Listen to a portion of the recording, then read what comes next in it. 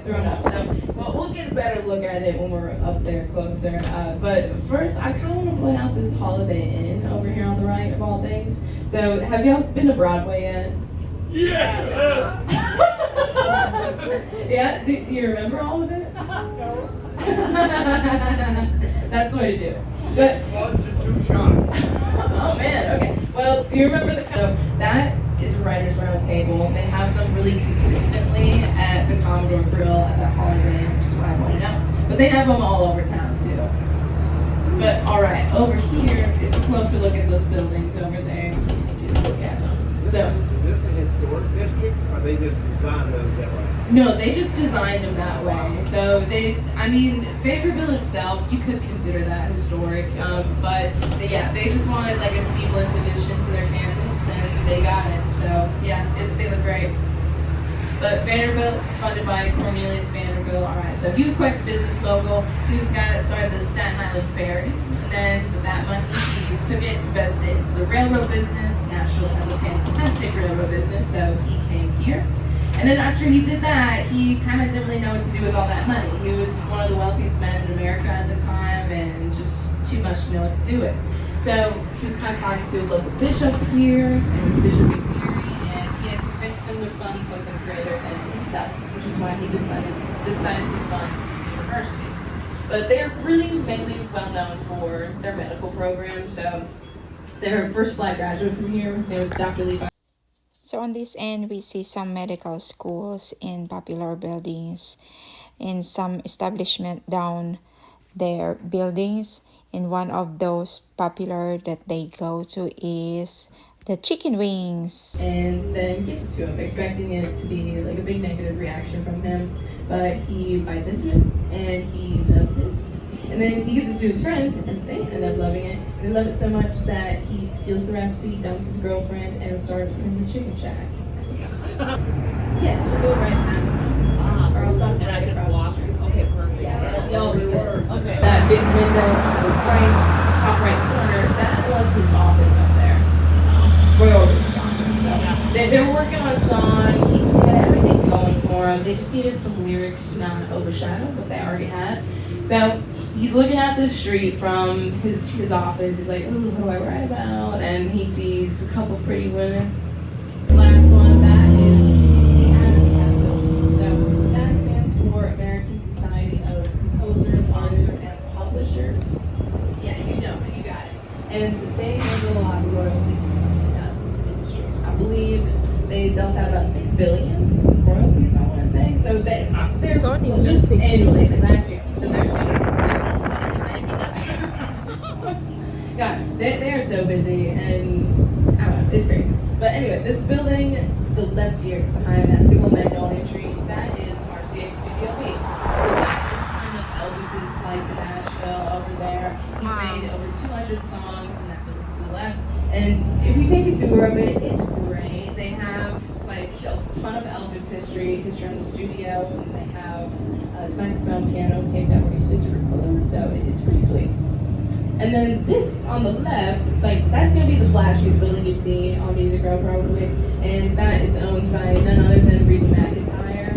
So that is Starstruck Entertainment, and she has recorded and produced a lot of her own music in there as well. So we have RCA Studio B, as I mentioned, that's kind of Elvis's slice, but we also have RCA Studio A, and they are pretty important too. So Dolly Parton recorded there, we had Beach Boys, and also William Shatner made music in there. Are we familiar? All right, so greatest actor on television, all right? Absolutely, yeah, I love watching him, and you know, he makes exactly the kind of music you'd expect him to. He's like, first of all, I thought it was going to be a couple singles, but no. It's 4 studio albums of him like talk singing, but they're just so funny, and he made an album called Shatner Claus for Christmas, which is just so cute of him, and I love it. He's just so funny, and I love talking about stuff. But over here on the left, we have this church-looking building as well, and it probably looks like a church because it used to be one. So that is going to be Ocean Way over there, and that is a really big one we got here. Anyone's came and made music in Nashville, they've probably gone through Ocean Way, it's my favorite of all time. But the Soggy Bottom Boys, the main trio from that movie, they recorded the single for that in Ocean Way.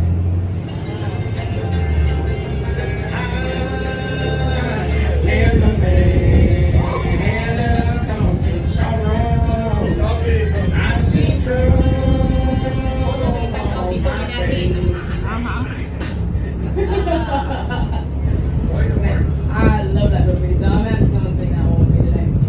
But Ocean Way, the thing that makes it really special is that it's still shaped like a church inside, right? It's still kind of like a church, and it's got those wide open spaces and that wood paneling to give like a really open, airy feeling to it. Like kind of think Halo by Beyonce, okay? It sounds like she's singing just for you. Wooden sign in front of it, right? Did y'all get it all right? Look at that. Yeah. Okay, so Jay's place, really sweet studio, right? Jay, the owner, he's got an open door policy, so if he's available, a lot of times he's actually outside, waves at us. I'm so sad I didn't see him lately, but if he's available and you want to go and take a tour, you can just walk up and ask for one. He'll give you one if he's got the time. So like, how cool is that?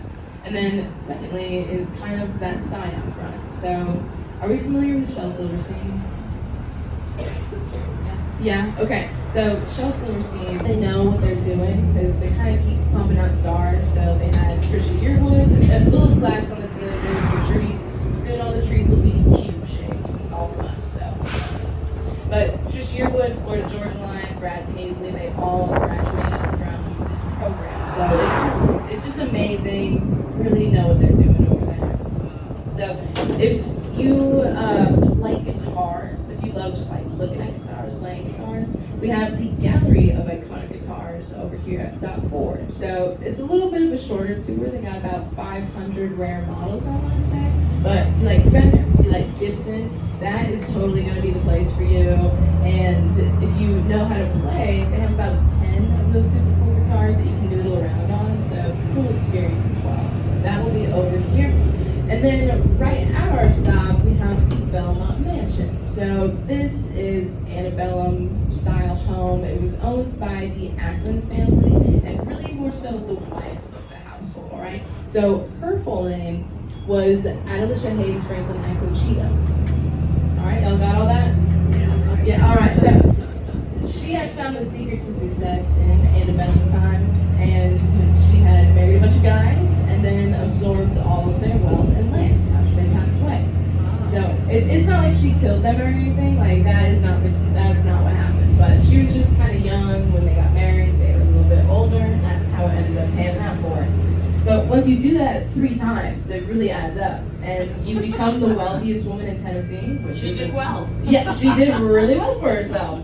So you'll kind of see like how that came to be. This mansion to our right, it's going to be this pinky building with the green shutters, but it's beautiful. And keep in mind, that was just their summer home, not even like their daily use home. But a lot of people get married and work on together and kind of go better away from that kind of life. And then she moves on to become a forever star. She's kind of cut loose. She tops both the country and the pop charts, one of the only people to do that as a country artist, and she also is one of the only female artists with an EGOT, or Emmy, Grammy, Oscar, Tony, okay? So like, amazing. And she did that with hits like Jolene, Cody Colors, Party Store, I was in the stream, they Alright, it's this brick building on the right hand side, okay? So that was the first major recording studio we had here on Music Row, and it's awesome. Most notably, we had Blue Velvet and Patsy Cline's Crazy. They were both recorded in that building over there. And to me, the vocals of both those songs, they kind of have like they sound like tinsel a little bit. They got a real metallic quality to them. And it's probably because they record them in a tiny metal box. It was in an actual closet hut. So that is kind of why it gets that sound, and part of the reason why I love Nashville music so much is because you have all these super unique spaces, and like I feel like if you go to like New York or LA, they have all these like super like sterile sound environments, like really clean, and you know like we have that too, but we also have all these really interesting ones that we choose to capitalize on instead of change. Oh, that's so fun. Alright, so I'm not going to go around this circle because this roundabout scares me a little bit, but this statue in the middle, we have our music statue. And that is more commonly referred to as our David statue. So that is there to commemorate all of our musical achievements and contributions to the music crowd. So, yeah, alright. So, hearing it in person versus hearing it on your headphones is going to be two different experiences. The cadence of it can be deceptively chill when the lyrics are like super serious. Like someone dies in almost every song. It's heavy stuff. So listening to it on headphones, it kind of is a little disjunct, but when you hear it in person, I'm driving, so I would know. But I had never seen a real hockey fight before, okay? So the first hockey game I saw, I was like maybe 10 and I didn't have glasses yet. So no chance I was gonna know what's going on out there. And then when I drove ZAM, I drove for mainly like older guys year league and then little high school, middle school teams. So I had no idea what a real hockey fight was at the octopus later on because they were like the Disney of railroads. They just kind of like buying up more businesses and then suddenly they owned a ton of the railroad industry. But that commerce it brought to Nashville is denoted by that Mercury statue on top. And it looks like a statue, right? Like it looks 3D. But first of all, look at my driving wheels. Aren't they cool? I know myself. I'm very proud of them. So, but when you get closer to that statue thing, it starts to do this, and it's just a 2D, really well painted slab over there. So, just a fun fact about it. But this hotel today, beautiful. It's got this amazing stained glass in there. It's got like that Tiffany blue color you can kind of see from that angle. But it's got this stained glass ceiling in there that just like glitters, especially on a sunny day like today. So this will be our stop number 6, y'all. This is going to be our Union Station. But that is the only church in Nashville that has that kind of style, that has gargoyles on it. So I just like to point them out because they look so cool. But that English revival architecture, it's pretty rare over here. We have a lot of the Greek revival architecture because we're in the South. So, but going back to the gargoyles though, they serve the spiritual purpose, obviously, of like watching over the church, but they also serve the purpose of preventing erosion. So if it rains, they rig the waterway with the doors of the foundations, so it protects those parts of the building, then just gets away from water. So that's kind of cool. And then across the intersection over here, we have this castle-looking building. That is our Hugh Fogg Academic High School. So Fogg was one of the first high schools we had here in Nashville, and then it conjoined with Hume to make the double one.